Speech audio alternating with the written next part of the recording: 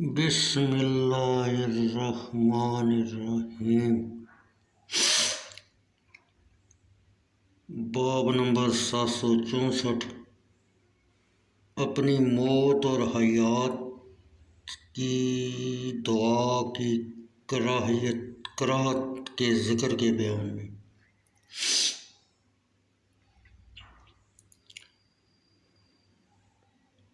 ابو زید مروزی کی روایت میں بالحیات سفر با کے ساتھ ہے، یعنی زندگی کی دعا کی کراہت جب کہ وہ اس کے لیے بری ہو۔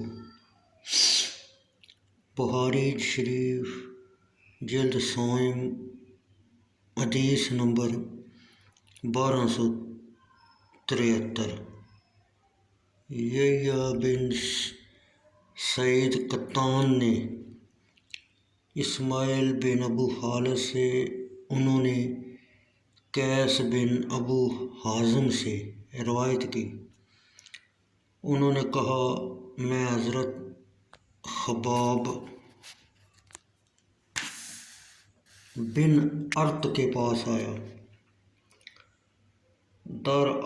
حالانکہ انہوں نے کسی بیماری کی وجہ سے 7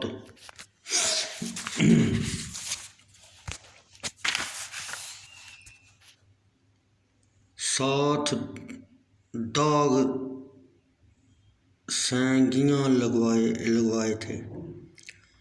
خباب بن ارت نے رضی اللہ تعالیٰ عنہ نے کہا، اگر رسول اللہ صلی اللہ علیہ وسلم نے موت کی دعا کرنے سے منع نہ کیا ہوتا تو میں موت کی دعا کرتا۔ حدیث نمبر 1274، بخاری شریف جلد سوم۔ محمد بن مسنی نے کہا، ہم سے یحییٰ بن سعید قطان نے اسماعیل بن ابو خالد سے بیان کیا، انہوں نے کہا مجھ سے قیس بن ابو حازم نے بیان کیا، انہوں نے میں خباب بن ارت کے پاس آیا، حالانکہ انہوں نے اپنے پیٹ میں 7 داغ لگوائے تھے۔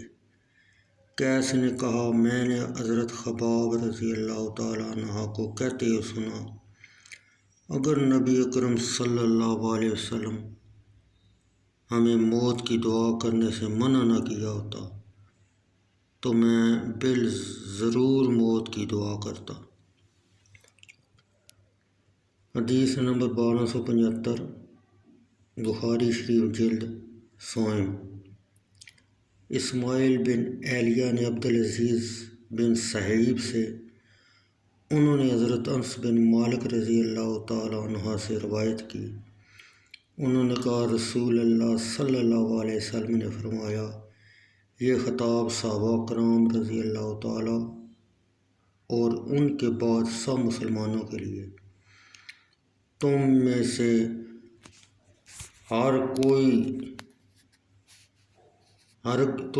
ہرگز کوئی بھی اس مرض وغیرہ کی وجہ سے جو اس پر نازل ہوئی ہو موت کی خواہش نہ کرے۔ اگر وہ لامحالہ موت کا متمنی ہے تو چاہیے یہ کہے، اے اللہ جب تک زندگی میرے لیے بہتر ہے مجھے زندہ رکھ، اور جس وقت مرنا میرے لیے بہتر ہے مجھے موت دے۔